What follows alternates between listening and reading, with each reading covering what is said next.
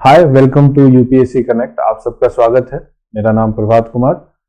मैं अब जो आपके इस वीडियो सीरीज में बात करने वाला हूं वो आर्ट एंड कल्चर। एक्चुअली में ये पार्ट तो एंशिएंट इंडिया और मेडिवल इंडिया का ज्यादा है, क्योंकि जितने तरीके से आर्ट का जो डेवलपमेंट है मेडिवल और एंशिएंट में हुआ है वो ज्यादा रिलेवेंट है यूपीएससी के एग्जाम के अकॉर्डिंग।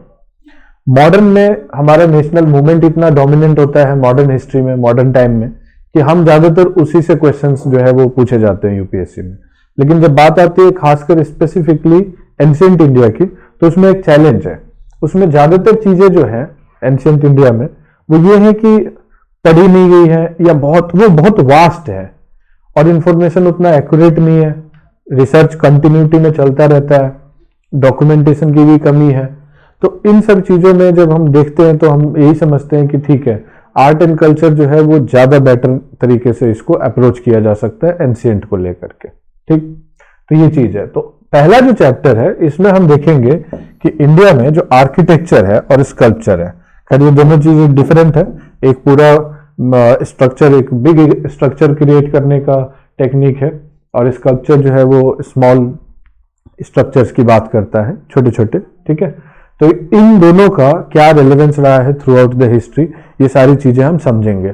लेकिन उसके पहले कल्चर क्या होता है। कल्चर को एक लाइन में हम बोलते हैं कि वे ऑफ लाइफ। अब आप देखेंगे कि जितना भी वे ऑफ लाइफ है, तो वे ऑफ लाइफ में क्या क्या करते हैं।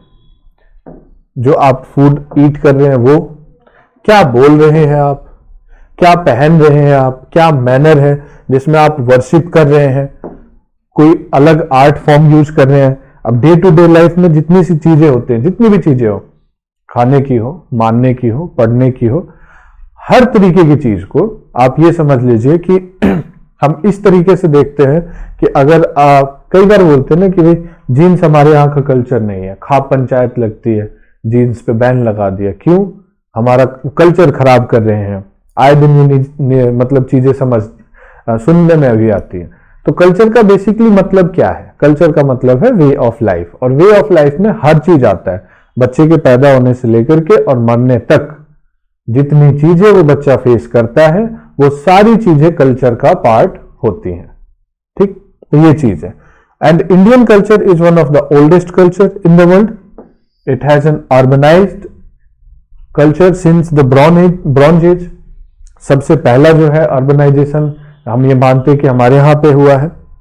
इंडस वैली सिविलाइजेशन, जिसको हड़प्पा सिविलाइजेशन, हड़प्पा पहली साइट थी जिसके नाम पे इसको जो है नामकरण, इसका नाम मतलब बोला गया।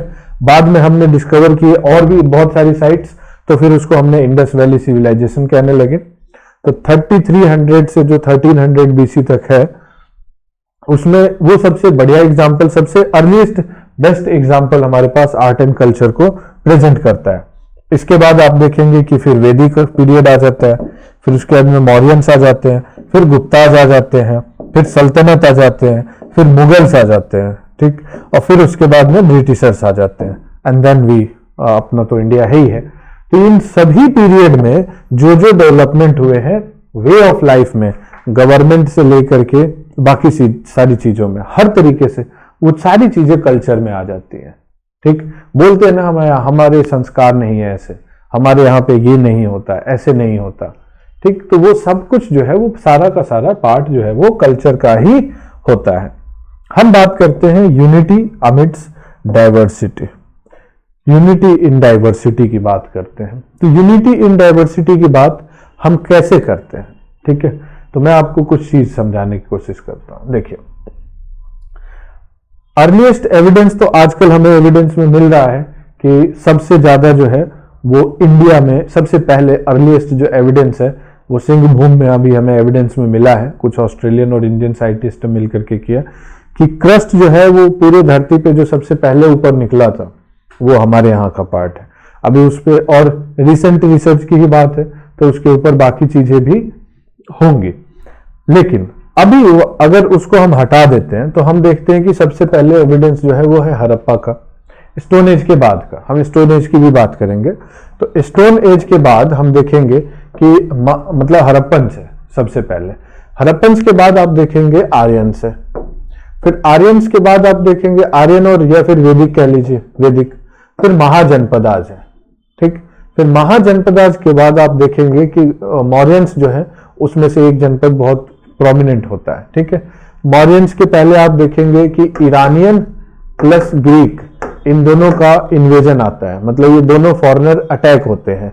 आर्यंस भी इन्वेजन हुआ, लेकिन इनके साथ प्रॉब्लम क्या है, ये सेटल हो गए, ये भी फॉरेनर्स थे, ये सेटल हो गए, लेकिन बट ये जो है ये सेटल नहीं हुए, ठीक है, ये वापस चले गए, तो इन्वेडर्स हम कह सकते हैं, ठीक। उसके बाद में फिर पोस्ट मौर्यंस आता है। तो पोस्ट मौर्यन में भी बहुत सारे ऐसे एम्पायर है, चाहे साकाज हो, पहलवाज हो, ये सारे जितने कल्चर्स हैं ये क्या कर रहे हैं, ठीक है। पोस्ट मौर्यन में जितने भी आए फॉरेनर्स थे, बट वो सेटल हो गए, उनमें से वापस कोई नहीं गया। ग्रीक्स में आप समझते हैं अलेक्जेंडर मौर्यन से जस्ट पहले ही आया था, ओके। तो ये चीज है। फिर उसके बाद इसी टाइम पे ग्रीक्स दोबारा आए थे, यहां पे इस टाइम पे पोस्ट मौर्यन में ग्रीक्स दोबारा आए, ठीक। तो ग्रीक्स दोबारा आए, तो इसका अब क्या फायदा, मतलब इस बार क्या कैसे थे, इस बार ये यहीं सेटल हो गए, तो इनको हम इंडो ग्रीक बोलते हैं। जो उनका एक किंग था मियंडर, जिसको हम बोलते हैं मिलिंद, मिलिंद पन्हो जो है उसी के ऊपर लिखा गया है, तो मिलिंद बना वो, बुद्धिज्म उसने अडॉप्ट कर लिया, ठीक। उसके बाद में गुप्ताज होते हैं। गुप्ता के एंड में हुन्स का इन्वेजन होता है, तो हुन्स सेटल नहीं होते हैं, तो इसको हम यहां नहीं लिखेंगे, ऊपर लिखते हैं हुन्स, ठीक है। तो ये पूरा का पूरा ये पार्ट जो पोस्ट मौर्यन का है, ये फॉरेन पीपल का इंडिया में मतलब इंट्रूजन एक तरीके से, मतलब इंडिया में आना और सेटल होने का पीरियड है, ठीक। इसी तरीके से आर्यंस भी बैंड्स में आए और सेटल हो गए। तो पहले तो ये आए सेटल हुए, फिर उसके बाद में पोस्ट मौर्यंस में आए और सेटल हो गए। कहां से आए, इसी के बीच में कुशान्स भी आए थे, कुशान्स चाइनीज थे, ओके। उसके बाद ये हुन्स भी चाइनीज थे, बट ये यहाँ पे सेटल नहीं हुए, ये वापस चले गए, इन्वेड किया, लड़ाई की, चले गए, ठीक। गुप्ताज का तो डिक्लाइन हो गया इसके बाद।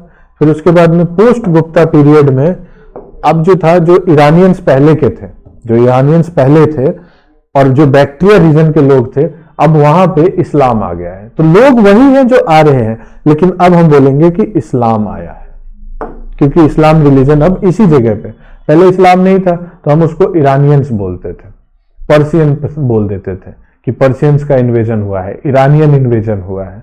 लेकिन अब गुप्ता पीरियड के बाद लोग वही हैं, लेकिन अब हम बोलेंगे कि वो मुस्लिम इन्वेजन है या इस्लामिक इन्वेजन है, ठीक।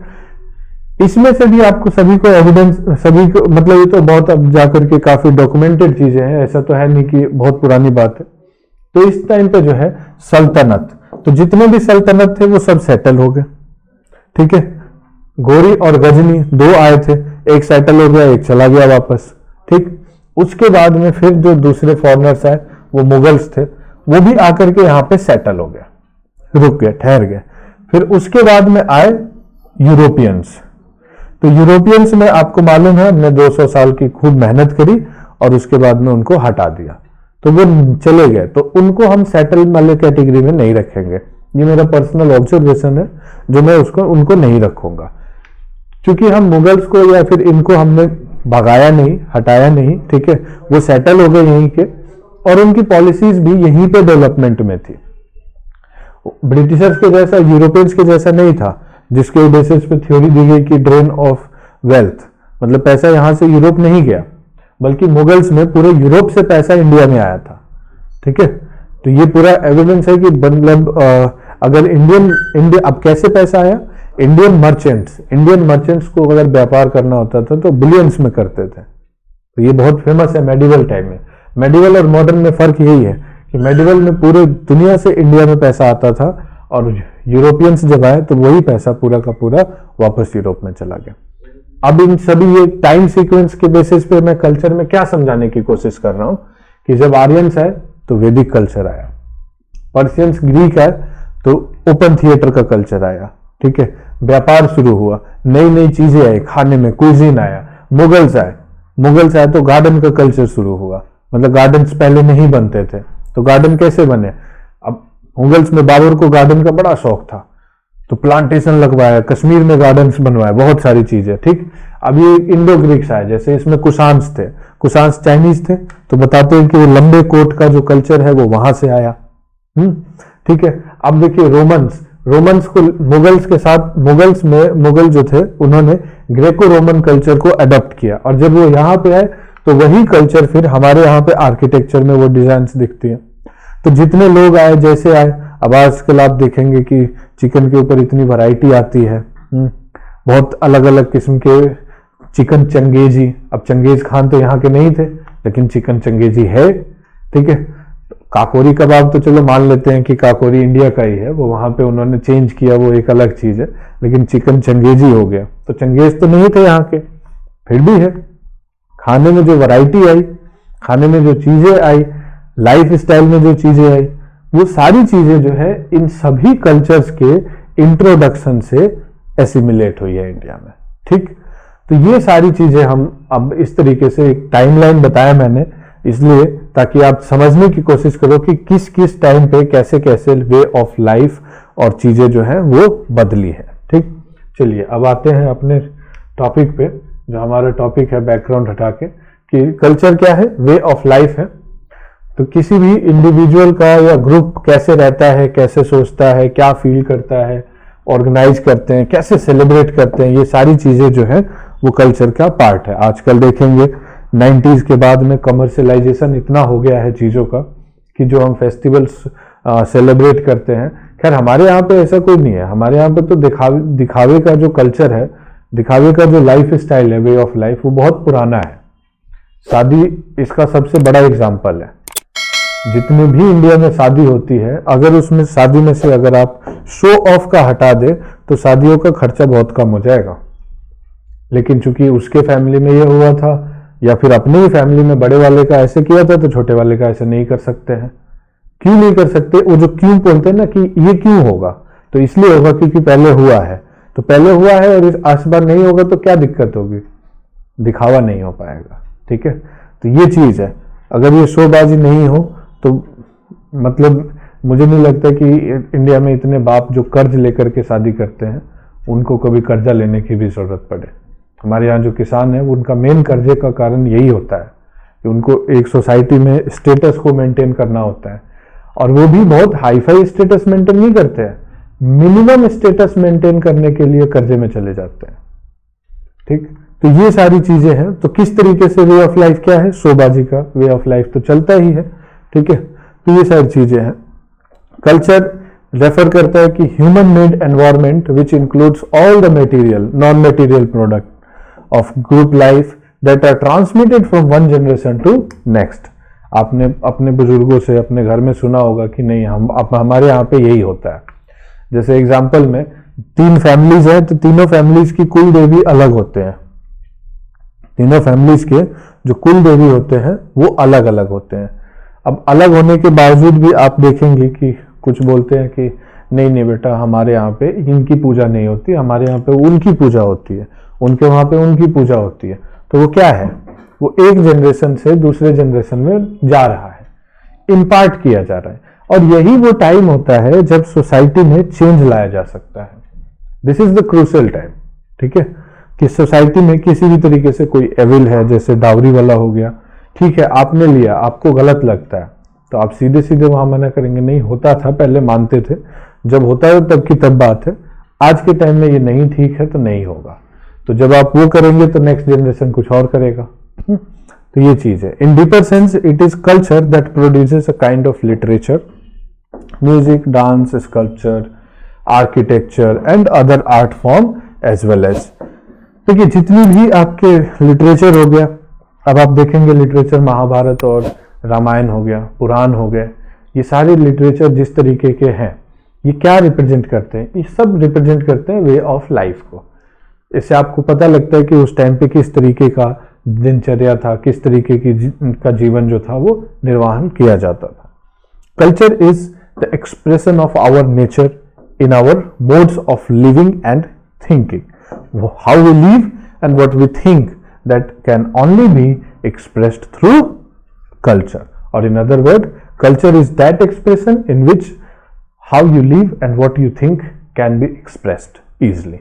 Okay, everything, manner, jokes, celebration, folk art, food, what kind of food you eat, what way of medical treatment you actually do, what religious beliefs you have, what are different type of clothings that you prefer, like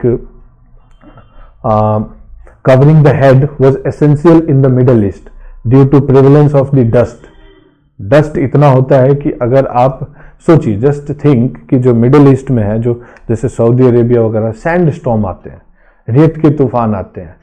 अब खुली खुली जुल्फे और उसमें रेत का तूफान आ जाए, और पानी की कमी है। अब हमारे यहाँ गंगा जैसा तो है नहीं कि डुबकी लगा लगा के पूरा साफ कर लिया क्विकली जितना जल्दी हो। एक तो पानी की कमी, ऊपर से पूरा कसके हो गया, तो क्या ऑप्शन है? ऑप्शन यही है, बेटर है कि ढक के रखा जाए। तो जो कवर करने का जो कल्चर है वो यहाँ से आया।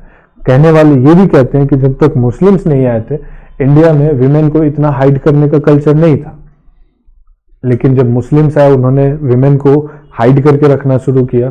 मतलब तो पहले से ही फॉलो कर रहे थे, एक परसेप्शन है, मैं इसको वेरीफाई बिल्कुल नहीं कर रहा हूँ, ओपनली बोल रहा हूँ, लेकिन मैं यहाँ से देख रहा हूँ कि किस तरीके से कोई कल्चर को या वे ऑफ लाइफ को कनेक्ट कर सकता है या ट्रेस कर सकता है। तो उन्होंने बोला कि जब उन्होंने सोसाइटी में देखा देखी तो खूब होता है कि बगल वाले में ये हुआ है तो हम भी ये करेंगे। बगल वाले ने आज तक किसी गली में किसी ने नीला पेंट नहीं किया घर का, किसी ने एकदम बिल्कुल हरा नहीं किया, और बगल वाले ने कर लिया तो अगली बार आपके दिमाग में भी आ जाएगा अब हम भी कर सकते हैं, क्योंकि तब मिलता जुलता लगेगा, कोई एक साथ देने वाला है काइंड ऑफ। तो देखा देखी तो होता ही। तो उसमें ऐसा हुआ कि हमने देखा कि जो मुस्लिम है, रूलर भाई किंग हैं, बड़े बड़े लोग हैं, और उनकी औरतें तो इस तरीके से नहीं चलती है, फ्रीडम नहीं है, वो तो बड़ा रेस्ट्रिक्टेड होता है, कमांड देते हैं, कमांड करते हैं वो लोग। तो फिर उसके बाद हमारे कल्चर में भी वो चीज़ हुई कि हमारे वाले क्यों होते हैं। नहीं तो आप जितने भी कल्चर हैं पुराने देख लो, आप चाहे महाभारत में देख लो, कभी किसी महिला को इतना हुआ कंट्रोल, कभी कमांड किया? कैकेयी ने कमांड किया था दशरथ को, ठीक है। पांचाली ने 5-5 को कमांड कर रखा था, ठीक है। कुंती ने सबको कमांड किया हुआ था, ऐसा नहीं था। फिर वो चीजें जो बदलती है, तो इस तरीके से ऐसा होता है कि इंटरेक्शन जब होता है तो चीजें मानते हैं। आप क्या मानते हैं ये आपके ऊपर है, ठीक है। तो ये चीज है। तो कुछ मटेरियल जो है वो कल्चर मटेरियल होता है, जैसे कि ड्रेस, फूड, फिजिकल गुड्स। कुछ कल्चर नॉन मटेरियलिस्टिक होते हैं, जैसे कि थॉट्स एंड बिलीव्स, ये मानते हैं आप, क्या मानते हैं, आइडियाज। फिर ठीक है, फिर आइडियल्स यानी कि प्रिंसिपल्स, आपके सिद्धांत क्या है ना वो। जब इसमें हेरिटेज को जोड़ देते हैं तो फिर क्या बोलता है? Culture inherited from our predecessors is called cultural heritage. Heritage का मतलब ये हो गया कि हम रिकॉग्नाइज कर रहे हैं कि ये चीज जो है बहुत यूनिक है, और ये चीज हमने फेस करी है, ये चीज हमारी है, और इसको प्रिजर्व करने की रिक्वायरमेंट है। Humanity as a whole has inherited a culture which may be called human heritage. A nation that also inherit a culture which may be termed as national cultural heritage. जैसे कि गांधी जी की बात करें तो चूंकि गांधीयन आइडियाज जो है वो as a political will, India as a political will वो फॉलो करता है। इंडिया हिटलर की पॉलिसी को नहीं फॉलो करता है। तो आइडियाज जो नॉन मटेरियलिस्टिक है, उसमें आइडियाज की बात करें अगर, तो हिटलर के आइडिया का जो एग्रेसिव आइडिया है उसको हम नहीं सपोर्ट करते हैं, लेकिन हम गांधीयन आइडियाज को सपोर्ट करते हैं। तो ये फर्क है, ये नेशनल हेरिटेज में आएगा। Culture is liable to change, our heritage does not. Heritage इसलिए चेंज नहीं होगा क्योंकि वो हमने इनहेरिट किया है। कहने का मतलब ये है वो आया है। कल्चर चेंज हो जाता है। जैसे कि कुछ समय पहले तक आप देखेंगे कि जीन्स का इतना प्रोमिनेंट कल्चर जो है वो रूरल एरियाज में नहीं था। रूरल एरियाज में अगर आप लड़कियों को देखेंगे तो अभी भी विमेन में नहीं है, लेकिन यहाँ पे मॉडर्न सिटीज में ज्यादातर उसमें हो गया है। वर्किंग है, वर्किंग क्लास है, रिक्वायरमेंट है। वर्किंग क्या है? वर्किंग, अगर आप वर्क कर रहे हैं, जॉब कर रहे हैं, तो that is a way of life. तो उसके रिक्वायरमेंट के हिसाब से सारी जो है वो मॉडर्न सिटीज में कम होकर के, और सलवार सूट ज्यादा कन्वीनियंट है। उसके बाद में जो अपना जनरल जीन्स वगैरह होता है वो चीज प्रेफर किया जा रहा है, ठीक। तो ये सारी चीजें जो है वो चेंज होती रहती है। Architectural creations, material artifacts, intellectual achievements, physiology, pleasure of knowledge, philosophy and pleasure of knowledge, scientific inventions, discoveries, these are all part of heritage. कि पुराने टाइम में किस तरीके से वाटर हार्वेस्टिंग सिस्टम था, that is our heritage. Architectural creation, अब देखेंगे कि आजकल ऐसे घर बन रहे हैं जिसमें नेचुरली जो है वो लाइट आए, जितना ज्यादा मैक्सिमम लाइट हो वो हो, ताकि हम इलेक्ट्रिसिटी के कंजम्पशन को रिड्यूस कर सके। सोलर एम्पावर्ड जो है वो बना रहे हैं, अलग अलग तरीके के डिजाइन का अब कोस्टल रीजन में सुनामी प्रूफ बनाया जाता है, कोशिश करते हैं। तो जो स्टाइल है, जो आपका पैटर्न है, जो डिजाइन है, वो सारी चीजें आपकी वे ऑफ लाइफ से कनेक्टेड होती हैं और वो सब जो है हमारे हेरिटेज में इंक्लूड होता है। तो कुछ कैरेक्टरिस्टिक्स हैं, जैसे कि कल्चर को हम सीख सकते हैं, एक्वायर कर सकते हैं, अडॉप्ट करते हैं। यूरोपियन कल्चर को बहुत बार हम एक्सेप्ट करते हैं। अब हम ज्यादातर मिलते हैं तो हैंडशेक करते हैं, तो हैंडशेक तो हमारा नहीं था, बट हमने सीखा, एक्वायर किया। It is shared by a group of people, cumulative होता है, चेंज भी होता है, डायनेमिक होता है, चेंज है तो। It gives a range of permissible behaviour pattern, allowed pattern. अभी देखिए कुछ चीजें ऐसी हैं, जैसे आपने देखा होगा बहुत सी जगह पे कि हक करते हैं, ठीक है, और हल्का सा यूं करते हैं और यूं किया जाता है, ठीक है। अब ये जो है वो परमिसिबल है, कुछ कल्चर में परमिसिबल है। जब ईद के टाइम पे आप देखिए तो जो इस्लाम है उसमें एक दूसरे को गले लगाने का वो है। आप ईद का जब फोटो गूगल वगैरह भी करेंगे तो गले मिलते हुए दिखाया जाता है। होली के टाइम पे जिस तरीके से गले लगाना या जो है रंग लगाना, इस तरीके से जो चीजें हैं वो अलाउड है, परमिसिबल बिहेवियर माना जाता है। कॉमन डेज में आप वही चीज रंग ले जा करके किसी को लगा दो तो वो परमिसिबल नहीं है। वो बिहेवियर, उस बिहेवियर के लिए आपके ऊपर मतलब चालान कर जाए, आपको जेल तक हो सकती है। और होली के टाइम पे वो परमिसिबल है। किसने परमिट किया है? ग्रुप जो है, सोसाइटी जो है उसको परमिट कर देती है, ऐसा नहीं है, ठीक है। तो ये चीज है। कल्चर डाइवर्स होता है, आइडिएशनल होता है कि हर कल्चर में कुछ ना कुछ आइडिया को रिप्रेजेंट करता है, ठीक। कि इंपॉर्टेंस क्या है? Human beings are creator of all cultures, at the same time culture is what makes us human. पहले हमने कल्चर बनाया और फिर उसके बाद कल्चर हमें बनाता है। मैं हमेशा कहता हूं कि इंसान जो है वो उससे सोसाइटी होती है। मतलब ये देखिए कि हम किस तरीके से चीजों को परसीव करते हैं। एक पर्सन है, उससे फैमिली होगी, फैमिली से एक क्लैन होगा, क्लैन से एक कम्युनिटी होगी, कम्युनिटी से एक विलेज होगा और बहुत सारे विलेज से जो है वो मिलकर के आपका एक बड़ा जो है वो कंट्री या फिर आप ये नेशन का क्रिएशन होता है, ठीक। अब उसके बाद ये जो फ्लो है ये इस तरीके से स्टार्ट होता है, ठीक है, और आकर के इन्हीं चीजों पे वापस आकर के रुक जा, ठीक। ये तो ठीक है, लेकिन इसके बाद क्या चीजें होती हैं? पहले आता है नेशन, नेशन के बाद आता है आपका मतलब जैसा नेशन है उस हिसाब से फिर पीपल हो जाते हैं, फिर उस हिसाब से फिर फैमिली और ये चीजें। तो जब नेशन से शुरू होता है तो ये गलत अप्रोच है, this is a wrong approach, जो कि आजकल सोसाइटी में जनरली हो रहा है। सबसे बड़ी बात यही है, ठीक है। हमें ये लगता है कि जैसे कम्युनिटी है वैसा हमें होना चाहिए। तो मैं ये साफ साफ कह दूं कि इंसान से सोसाइटी होता है, सिटीजन से कंट्री होगा, कंट्री से सिटीजन कभी नहीं होते हैं। कंट्री से सिटीजन को मेजर करना एक बहुत ही गलत अप्रोच है। फॉर एग्जाम्पल, मैं बहुत ही कंट्रोवर्शियल एग्जाम्पल ले रहा हूं, ठीक है। यूपी में किसी पुलिस वाले को आप मारते हैं तो आपके अंदर और ये न्यूज सुनते हैं आप, तो आपके अंदर उतनी एग्रेसिव फीलिंग नहीं आएगी जितना आप ये सुन ले कि कश्मीर में या नॉर्थ ईस्ट में किसी पर्सन पे आर्मी मतलब किसी ने आर्मी वाले पे हमला किया है। उस समय एकदम से देशभक्ति और देशद्रोही की भावना आ जाएगी, लेकिन विद इन यूपी ये चीज नहीं होगी। बट इसमें समझने वाली चीज क्या है, जो काम यूपी में यूपी पुलिस कर रही है वही काम कश्मीर में आर्मी कर रही है। तो कहने का मतलब ये है दोनों जगह पे काम वही हो रहे हैं, पॉलिसिंग का काम हो रहा है। मतलब पुलिस वाला काम यहां पे पुलिस कर रही है, वहां पे आर्मी कर रही है, सिटीजन वही है। तो सिटीजन वहां भी यहां पे जैसे यूपी में पुलिस के खिलाफ बोला, वहां पे वो पुलिस नहीं है, आर्मी है, इसलिए वो आर्मी के खिलाफ बोल रहे हैं। तो एक ये थोड़ा सा नेचर को समझना जरूरी है।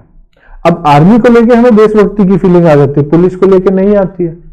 आती भी है तो जिस इंटेंशन से आर्मी को लेकर के आती है, पुलिस को लेकर के नहीं आती है। क्यों? तो ये क्यों का जवाब जब आप ढूंढ लेंगे ना, तब आपको मालूम चलेगा कि एक पर्सन और फैमिली और उसके बाद क्लैन किस तरीके से एक नेशन को बिल्ड करने में कंट्रीब्यूट करते हैं।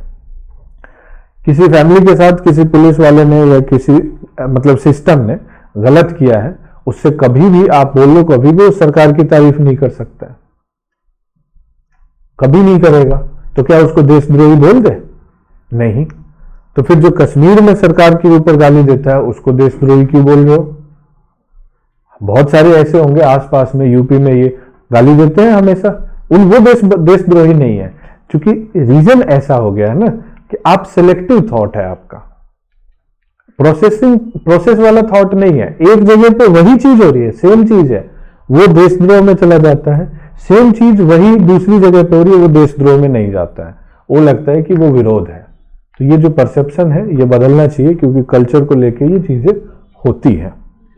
कैरेक्टरिस्टिक्स सिंथेसिस है अलग अलग कल्चर का। मैंने अभी थोड़ी देर पहले ही आपको एक्सप्लेन किया कि किस तरीके से अलग अलग वैरायटी के जो है वो अलग अलग रेस के जो है लोग आए हैं इंडिया में, बस गए हैं इंडिया का जो इंटरेक्शन हुआ है दूसरे लोगों से, वो दो तरीके से हुआ है। एक वो जो आए, अटैक किया, लूटा और चले गए, और दूसरे वो जो आए, अटैक किया, जीत गए हमसे, यहीं रह गए और यहीं डेवलपमेंट किया। लोग बोलते हैं कि मुगल्स में और यूरोपियंस में क्या डिफरेंस है, तो सबसे बड़ा डिफरेंस ये है, मुगल टाइम में एग्रीकल्चर का एक्सपेंशन हुआ और गवर्नमेंट जो है, जो मुगल्स थे, जो एम्पेरर्स थे, उन्होंने एग्रीकल्चर के डेवलपमेंट के लिए काम किया। ये फर्क है कि जब आप अपना मानते हैं तो उसके डेवलपमेंट के लिए भी काम करते हैं, लेकिन ब्रिटिशर्स ने किसी तरीके का इन्वेस्टमेंट नहीं किया। इवन रेलवे का इन्वेस्टमेंट भी इसलिए किया गया था ताकि मैक्सिमम प्रोक्योरमेंट निकाला जा सके, मैक्सिमम चीजें निकाली जा सकते, और इस बात से कोई भी डिनाई नहीं करता है। तो ये फर्क है, ठीक। Spirituality, value based. अब जैसे आप देखेंगे मेडिवल टाइम में भक्ति मूवमेंट चल रहा है, तो उस समय आपका सूफी मूवमेंट भी चल रहा था। ऐसा नहीं है कि इस्लाम में रिफॉर्म नहीं हो रहे थे, वो सूफी मूवमेंट के थ्रू वो भी अकर कर रहा था। Unity in diversity, I think ये बेटर बहुत अच्छे तरीके से अभी तक के सभी डिस्कशन में मैं आपको समझा चुका हूं, ठीक। तो ये चीज है। अब आ जाइए बात करते हैं सबसे पहला, जब हम आर्ट एंड आर्किटेक्चर की बात करते हैं तो दूसरा वर्ड ही जो है वो आर्किटेक्चर है। आर्किटेक्चर क्या होता है? It's not a modern phenomena. जब से हमने अपना होश संभाला है उसी टाइम से आर्किटेक्चर के ऊपर हम काम कर रहे हैं, ठीक है। पैलियोलिथिक एज में सबसे पहले हमने ओवल टाइप का बनाया, फिर उसके बाद में सेमी सर्कुलर बनाया, फिर रेक्टेंगुलर बनाया नियोलिथिक में। नियोलिथिक साइट में आते आते रेक्टेंगुलर चीजें बनने लग गई, पिट ड्वेलिंग्स आ गया, ये सब रहने का। लेकिन पैलियोलिथिक टाइम में जो है वो केवमैन हुआ करते थे, गुफा में रहते थे, ठीक। मेसोलिथिक में जो है वो फैमिली का जो है वो मतलब इंट्रोडक्शन हो गया था। पैलियोलिथिक में फैमिली नाम की कोई चीज नहीं थी, कम्युनिटी थी। लेकिन मेसोलिथिक में आते आते वो फैमिली जो है वो कम्युनिटी जो है वो फैमिली में कन्वर्ट होने लगी थी, ठीक। तो ये चीज है। So it involves various stages in different regions of the country. अलग अलग जगह पे अलग अलग तरीके से बना है ये। Evolution of architecture was generally affected by many great and important historical developments. जैसे जैसे डेवलपमेंट होंगे वैसे वैसे जो है इसका आर्किटेक्चर में चेंज नजर आएगा। It refers to designing and construction of buildings. सबसे पहली चीज तो यही है कि बिल्डिंग कैसे कंस्ट्रक्ट करेंगे। तो हड़प्पा वाला आपका एग्जाम्पल देख सकते हैं। Various type of materials were used, जैसे स्टोन, वुड, ग्लास, मेटल, ये सारी चीजें। अर्लियर हम देखेंगे कि जैसे जैसे, अब देखिए नियोलिथिक में फायर का इन्वेंशन हुआ, उसके पहले के जो भी एलिमेंट्स है वो तो खास है नहीं, सीधी बात बताओ। रेक्टेंगुलर मिला है जरूर, ठीक है। ओवल साइड के हाउसेज के डिजाइन जरूर मिले हैं हमें, रिमेन्स मिले हैं उनके, ठीक।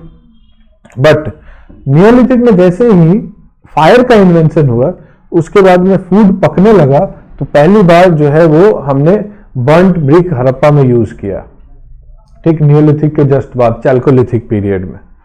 It involves study of engineering mathematics and depends upon the detailed measurement. जैसे आप देखेंगे मेजरमेंट का, तो सभी हड़प्पन साइट के ईंट का जो रेशो है 3:2:1 है, सभी जगह पे यही रेशो है। ठीक, मैथमेटिकल इंजीनियरिंग आप देखेंगे स्ट्रीट जो है वो 90 डिग्री पे कट कर रहे हैं एक दूसरे को, तो ये पूरा का पूरा पार्ट जो है वो आर्किटेक्चर में आता है। एग्जाम्पल के लिए ताजमहल, रेड फोर्ट मेडिवल से है, एंशियंट से मैंने आपको दे ही दिया। स्कल्पचर का एग्जाम्पल दें तो डांसिंग गर्ल हड़प्पा से, नाटराज जो है वो भी मिला है। तो ये सारी चीजें जो है वो आती हैं। आर्किटेक्चर और स्कल्पचर में क्या डिफरेंस है? देखिए, सबसे पहली चीज तो ये है कि it involves creativity, imagination and may not depends on measurement. किसी भी तरीके से बिना मेजरमेंट के भी आप ये स्कल्पचर बना सकते हैं। और it is a single piece of material, एक मूर्ति हो गई। ठीक, लेकिन आर्किटेक्चर क्या है? वो कंप्लीट जो है एक बहुत बड़े स्ट्रक्चर में जिसमें बहुत सारे स्कल्पचर्स आ सकते हैं। ठीक, तो ये चीजें हैं। हम बेसिकली 3 पार्ट में अपने आर्किटेक्चर को डिवाइड करते हैं। एंशियंट में हड़प्पा है, Maurya, post Mauryan, Gupta and south Indian art. इसमें आपका नाटराज का एग्जाम्पल आएगा, ये इंपॉर्टेंट है। तो कुल 5 चीजें जो है वो एंशियंट आर्ट में आपको पढ़नी है। ठीक है, चौथा ये और 5वां ये। इसके अलावा मेडिवल में दिल्ली सल्तनत और मुगल आर्ट। ठीक, फिर उसके बाद में मॉडर्न इंडिया में इंडो गोथिक स्टाइल, ये न्यू रोमन स्टाइल। तो इसको आपको पढ़ने के लिए आप देखिए कि बंगाल, दिल्ली, दिल्ली, बंगाल और आपका बॉम्बे और आप बॉम्बे और कलकत्ता देखिए, ये दोनों जगह पे अलग अलग तरीके का आर्किटेक्चर डेवलप हुआ है ब्रिटिश टाइम में। ठीक है, मतलब यूरोपियंस जब हमारे यहाँ पे थे उस टाइम पे। ठीक, मेडिवल में तो आपको मालूम ही है, और ये एंशियंट में है। तो चलिए स्टार्ट करते हैं पहले एंशियंट से। तो Harappa civilization emerged during second half of the 3rd millennium. It is a bronze age civilization. Fire का इन्वेंशन हो चुका था ऑलरेडी, इसीलिए ब्रॉन्ज भी बना बाद में। Along with Egypt and Mesopotamia, it is one of the 3 earliest civilization of the world. Mesopotamians जो थे वो हड़प्पन्स को जो है वो मेलुहा कहते थे, मेलुहा। ठीक, मेलुहा कहा जाता था। It flourished around the Indus river. Indus river के अराउंड जो है इसका डेवलपमेंट होता है। ठीक है, एंड जो सेकंड है वो घग्गर हाकरा रिवर है वहां पे। क्योंकि कई स्टेजेस में जो है इसका डेवलपमेंट होता है। कई स्टेजेस में कैसे? जैसे आप देखेंगे पहले अर्ली हड़प्पन सिविलाइजेशन है, ठीक है, तो वो आपको मिलेगा इधर, फिर उसके बाद मैच्योर यहां पे मिलेगा, और फिर उसके बाद में लेट हड़प्पन्स यहां पे मिलेगा।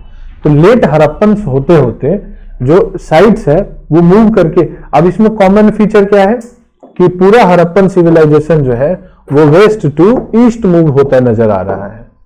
और जब हड़प्पन्स के बाद ठीक बाद आर्यंस का इन्वेजन होता है, तो जब आए तब तक हड़प्पन्स मतलब अफगानिस्तान से लेकर के और इंडिया में यूपी तक पहुंच गए थे।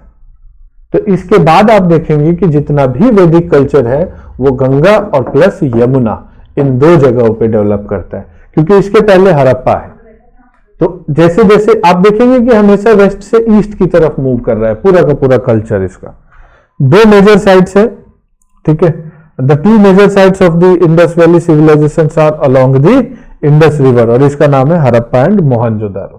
ठीक है, so the city of Harappa is in the north and Mohenjodaro is in the south. ये बेस्ट एग्जांपल्स है यहाँ पे, और बहुत सारी चीजें यहाँ से मिली हैं, हम अभी आगे स्लाइड में देखेंगे भी। तो ये चीज है। अब आप देखेंगे कि ये तो है आपका इंडस रिवर, ठीक। आप इसको मोहनजोदारो इधर है, हड़प्पा इधर है, ठीक है। तो आप इसमें अब हमें सबसे ज्यादा इंपॉर्टेंट चीज जो है वो क्या देखने की है, ये जो आप देख रहे हैं ये अर्ली है, और यहां पे जब आप देखेंगे तो ये लेटर वाला सबसे लास्ट वाला होगा, और ये है गंगा और ये है यमुना। जब हड़प्पन्स आए तो वो देखेंगे कि वो उनका कल्चर यहां पे डेवलप होता है। तो साफ साफ है कि हड़प्पन्स पहले खुद ही मूव कर रहे थे, फिर उसके बाद आर्यंस आए तो उन्होंने इनको हरा दिया, और उसके बाद और उसके आगे बढ़े। फिर आप देखेंगे कि सबसे पहला वैदिक जो लिटरेचर जो आपके इन सब चीजों को एविडेंस को शो करता है उसका नाम है रामायण। तो रामायण में आप देखेंगे कि एक साउथ इंडियन है, जो साउथ इंडियन खुद श्रीलंका में जाकर के बस गया और रूल कर रहा है, उसको नॉन आर्यन भी मानते हैं। तो श्री राम जी जो है वो आपको देखेंगे कि जगह जगह वो पहुंच रहे हैं, ठीक, एक तरीके से पॉलिटिकल कैंपेन जैसा दिखेगा आपको, ठीक। हर जगह पे उनको कोई ऋषि मुनि मिलेगा जो आगे बताएगा कि अब आपको कौन से राक्षस से मिलना है और क्या आगे करना है। अल्टीमेटली वो पहुंचते हैं श्रीलंका और सीता जी को छुड़ा करके युद्ध होता है, लड़ लेते हैं और उसके बाद में वापस आकर के और अश्वमेघ यज्ञ कराया जाता है। ये अश्वमेघ यज्ञ तब कराया जाता है जब किसी का राज्याभिषेक होता था, मतलब राजा बनने के बाद, जैसे कोरोनेशन होता है ना, दिल्ली में शपथ ग्रहण हो रहा है, तो काइंड ऑफ शपथ ग्रहण था जिसमें बाकी सभी लोग आते थे और आकर के they accepted the superiority of the सामने वाला, कि सामने वाले की सुपीरियरिटी है, मानते हैं कि आप ही राजा हैं हमारे और हम आपके अधीन हैं। तो इस फंक्शन को परफॉर्म करने के लिए अश्वमेघ यज्ञ कराया जाता था। तो वो हुआ था जब वो सही सलामत सीता जी को लेके वापस आ गए थे। उसके बाद देखेंगे कि कंप्लीट आर्यनाइजेशन हो गया था। इसके बाद हम देखेंगे कि एक वर्ड यूज होता है आर्याव्रत। आर्याव्रत, ठीक है, पूरा इंडिया क्या है, आर्याव्रत है, आर्यंस का है, तो आर्याव्रत ये वर्ड आपको आएगा महाभारत में। एक पॉलिटिकल साइंस में थ्योरी है कि जब स्टेट बहुत पावरफुल हो जाए तो स्टेट अंदर से ही टूटता है, बाहर से कोई नहीं हरा सकता उसको, खुद ही अंदर से ब्रेक डाउन होता है। अब ये चीजें हर बार साबित हुई है सच, पॉलिटिकल साइंस की इस थ्योरी को। तो जब ये पूरा का पूरा कैंपेन एक आर्यंस के अंडर में आ गया तो इसके बाद होता है महाभारत, ठीक।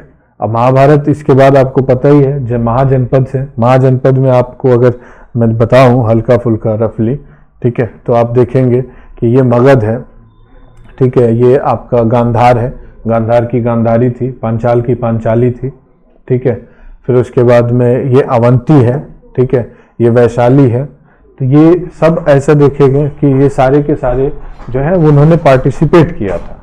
तो जब सबके सब पार्टिसिपेट किया और एक बार पूरा युद्ध हुआ, सब कुछ जो है वो खत्म हो गया। तो 980 BC जो है वो सबसे एक्सेप्टेबल डेट माना जाता है महाभारत का, हिस्टोरियंस के अकॉर्डिंग। और महाभारत और रामायण को हम सिर्फ और सिर्फ सोशल एंड कल्चरल हिस्ट्री के लिए ही मानते हैं, और इसका और कोई दूसरा जो है वो मतलब इंपॉर्टेंस नहीं रखते हैं। रिलीजियस है, अपनी जगह पे है, आस्था की मैं बात कर ही नहीं रहा, मैं यहाँ पे सिर्फ कल्चर वाले पार्ट को पिक कर रहा हूँ।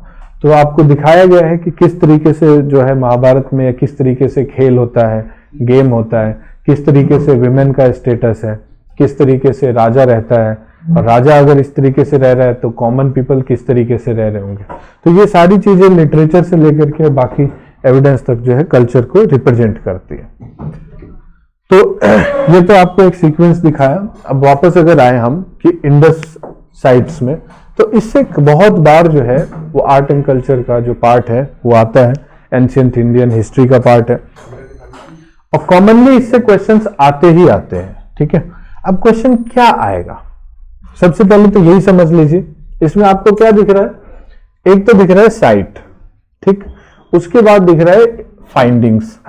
तो सबसे मेन और सबसे पहला जो एस्पेक्ट है जिसके ऊपर क्वेश्चन बनता है, इसमें हार्डली आपका ऑड वन आउट होगा। ऑड वन आउट का मतलब एक क्वेश्चन और 4 ऑप्शन, ऐसा क्वेश्चन नहीं आएगा यूपीएससी में, ठीक है। क्या आएगा, एक तो आएगा स्टेटमेंट वाला, ठीक, दूसरा क्या होगा, दूसरा आएगा मैच द फॉलोइंग, ठीक है। तो मैच द फॉलोइंग में बहुत सारे ऑप्शंस है, बहुत सारे ऑप्शंस क्या है, लिस्ट 1 में साइट दे देगा और एक्सकेवेशन या फाइंडिंग्स दे देगा। लिस्ट 1 में साइट दे देगा और पूछ लेगा कि आज प्रेजेंट जो है वो डिस्ट्रिक्ट क्या है या स्टेट क्या है, कंट्री तो नहीं, हाँ, लेकिन कंट्री स्टेटमेंट में पूछ सकता है कि ओवरऑल इंडिया में सबसे ज्यादा मिला है साइट कि पाकिस्तान के साइट्स ज्यादा है। ओवरऑल स्टेटमेंट ये पूछ सकता है कि सबसे बड़ा साइट कौन से जगह पे है, वो इंडिया में है कि पाकिस्तान में है। तो इस तरीके से जो है चीजें समझ आएंगी, ठीक। तो मेरे कहने का मतलब ये है कि सबसे पहले हम किसी भी चीज को शुरू करें तो उसके पहले ये समझना बहुत जरूरी होता है कि क्वेश्चन का पैटर्न क्या होगा। तो साइट्स है, साइट्स कौन सी डिस्ट्रिक्ट में मिली है, ये सारी इंपॉर्टेंट है, और हर बार क्वेश्चन आएगा ही आएगा। ठीक है, तो हम इसको डिटेल में जो है एक ब्रेक के बाद इसको स्टार्ट करते हैं।